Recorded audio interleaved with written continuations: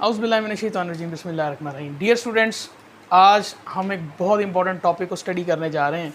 First year की book में से चैप्टर नंबर 2 में एक ऐसा आर्टिकल हमारी नज़र से गुजरता है जो दिखने में ऐसा लगता है जैसे ये शॉर्ट क्वेश्चन है, लेकिन सम टाइम यही क्वेश्चन जो है एक्सटेंसिव क्वेश्चन में आ जाता है।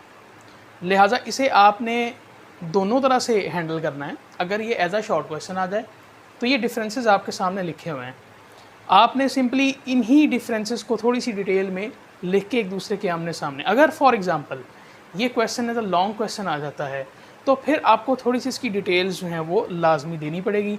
आपको इसकी डायग्राम्स भी बनानी पड़ेंगी, जो मैंने आपकी इसी पेज पे अगर आप देखें बोर्ड के कॉर्नर्स के ऊपर मैंने डायग्राम्स को सेट किया हुआ है। इससे पहले मैं इसकी डिटेल्स के अंदर जाता हूँ, आपसे रिक्वेस्ट ये है कि आप चैनल को सब्सक्राइब करें, ना सिर्फ सब्सक्राइब करें, इसको लाइक करें, शेयर करें, बेल आइकन बटन प्रेस करें ताकि आपको फ्यूचर में जो मज़ीद इम्पॉर्टेंट वीडियोज़ हैं लेक्चर्स की वो आपको मौसूल होती रहें।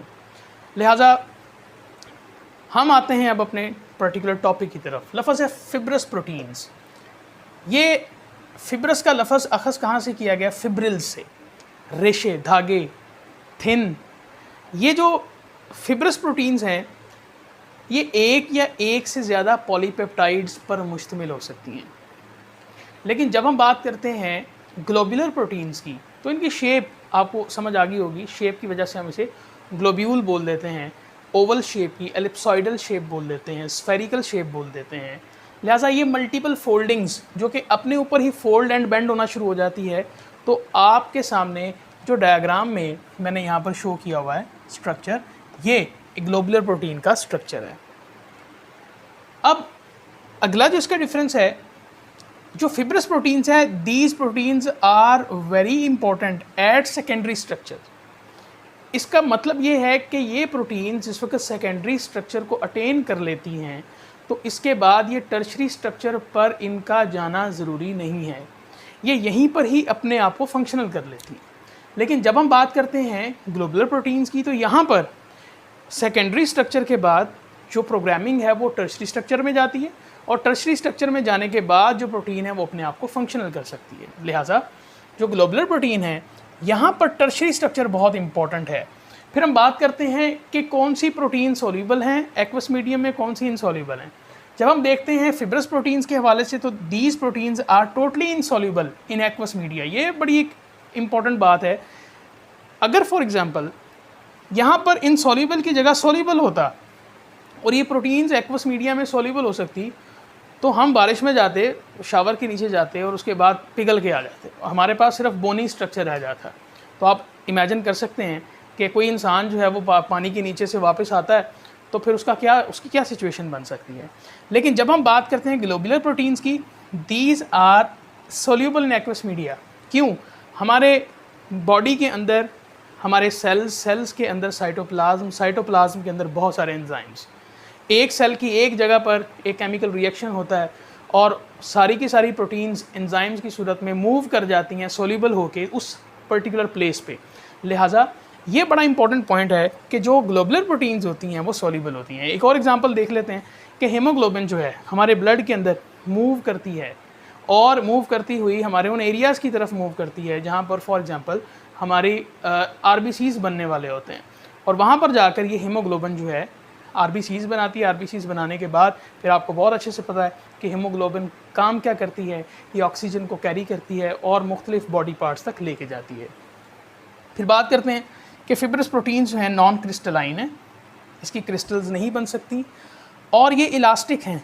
आप अपने मसल्स को देख सकते हैं, दीज आर इलास्टिक प्रोटीन्स। अगर फॉर एग्जांपल ये इलास्टिक हैं तो हम इन मसल्स के ज़रिए अपने बॉडी पार्ट्स को मूव कर सकते हैं। लेकिन जब हम बात करते हैं ग्लोब्यूलर प्रोटीन्स की तो ये क्रिस्टलाइज की जा सकती हैं but under specific conditions for research purpose. ये भी नॉर्मल कंडीशन के अंदर 37 डिग्री सेल्सियस के ऊपर कतई तौर पर क्रिस्टल्स नहीं बन सकती, लेकिन इनका स्ट्रक्चर स्टडी करने के लिए, इनकी मॉर्फोलॉजी स्टडी करने के लिए, इनकी केमिकल नेचर स्टडी करने के लिए हमें सम टाइम इन प्रोटीन्स को क्रिस्टलाइज करना पड़ता है। और ये प्रोटीन्स जो हैं इन इलास्टिक होती हैं, बिल्कुल वैसी नहीं है जैसी आपके सामने फिब्रस प्रोटीन्स का मैंने जिक्र किया। फिर बात करते हैं कि फिब्रस प्रोटीन्स हमारे बॉडी में स्ट्रक्चरल रोल प्ले करती हैं। इसका फंक्शनल रोल नहीं है, स्ट्रक्चरल, हमारे स्ट्रक्चरल फीचर्स बनाने, हमारे सेल के स्ट्रक्चरल फीचर्स हैं, सेल के अंदर न्यूक्लियस के स्ट्रक्चरल फीचर्स हैं, हमारी ऑर्गेनेलीज के स्ट्रक्चरल फीचर्स हैं, फिर हमारे सेल के अंदर जो साइटोस्केलेटन है वो हमारे स्ट्रक्चरल फीचर्स हैं। इसके बाद हम जिस वक्त स्टडी करते हैं हमारे मसल्स को, मसल्स हमारे स्ट्रक्चरल फीचर्स हैं, हमारी स्किन स्ट्रक्चरल फीचर्स। लिहाजा जितनी भी स्ट्रक्चरल रोल्स हैं वो फिब्रस प्रोटीन्स प्रोड्यूस करती हैं, और जितने भी फंक्शनल रोल्स हैं उनमें ग्लोबुलर प्रोटीन्स आ रही हैं। फंक्शनल रोल में मैंने आपको एंजाइम्स के बारे में बताया, हार्मोन्स होते हैं हमारी बॉडी में, एंटीबॉडीज़ होती हैं हमारी बॉडी में, हीमोग्लोबिन होती है। इन तमाम के फंक्शनल रोल्स हैं जो कि हमारी बॉडी में हो रहे होते हैं। फिर बात करते हैं कि फिब्रस प्रोटीन्स फिजिकल या फिजियोलॉजिकल चेंजेस के हवाले से क्या रेजिस्ट कर सकती हैं कि नहीं कर सकती। मैं आपको एक सिंपल सी बात बताता हूँ। अगर सपोज़ करें कि हमारे एनवायरनमेंट का टेम्परेचर हाई हो जाए, up to 47 degree Celsius, 48, 50 degree Celsius हो जाए, क्या हमारे मसल्स पिघल जाएंगे? क्या हमारे मसल्स के दरमियान जो बॉन्डिंग वो टूट जाएगी? क्या वो डिसऑर्गेनाइज हो जाएंगे? ऐसा कुछ नहीं होता। लेकिन अगर यही टेम्परेचर ग्लोबुलर प्रोटीन्स यानी कि एंजाइम्स हैं फॉर एग्जांपल उनको मिल जाए तो क्या होगा? तो ये स्ट्रक्चरल नहीं बल्कि फंक्शनल ये जो रोल प्ले करते करते अपने आप को रोक लेंगे। क्यों रोकेंगे? ये अपने आप को डिसऑर्गेनाइज करना शुरू कर देंगे। ये एंजाइम्स, हार्मोन्स, एंटीबॉडीज़ टूटना शुरू हो जाएंगी। लिहाजा ये जो ग्लोबुलर प्रोटीन्स हैं very sensitive against physical and physiological changes. फिर बात करते हैं जी इनकी एग्जांपल्स के हवाले से। देखें, सिल्क फाइबर, इसमें अगर आप स्पाइडर वेब को स्टडी करें तो वो जो फाइबर स्पाइडर जनरेट करती है वो फिब्रस प्रोटीन से मिलकर बना हुआ होता है।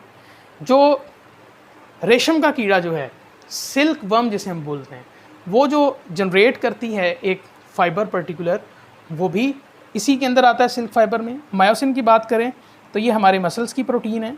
फिब्रिन की बात करें तो ये हमारी ब्लड क्लॉटिंग प्रोटीन है। केराटिन की बात करें तो ये हमारे हेयर्स और नेल्स के अंदर मौजूद एक प्रोटीन मौजूद होती है। फिर हम बात करते हैं ग्लोबुलर प्रोटीन्स की।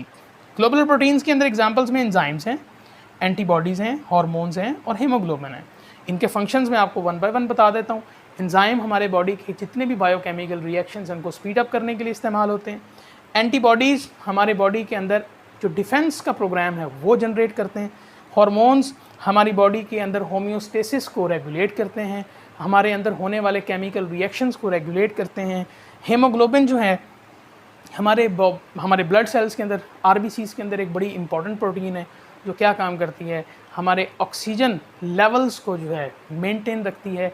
लिहाजा ये दोनों प्रोटीन्स जो हैं हमारे स्ट्रक्चरली फंक्शनली बहुत इंपॉर्टेंट है। डियर स्टूडेंट्स, नेक्स्ट वीडियोस के लिए आप चैनल को सब्सक्राइब ज़रूर करें, बेल आइकन बटन प्रेस करें ताकि आपको अपकमिंग वीडियोस जो हैं वो फ़ौरन आपको मुयस्सर आ सकें, ताकि आप अपने एग्ज़ाम्स की भरपूर तरीके से तैयारी कर सकें। Thank you very much.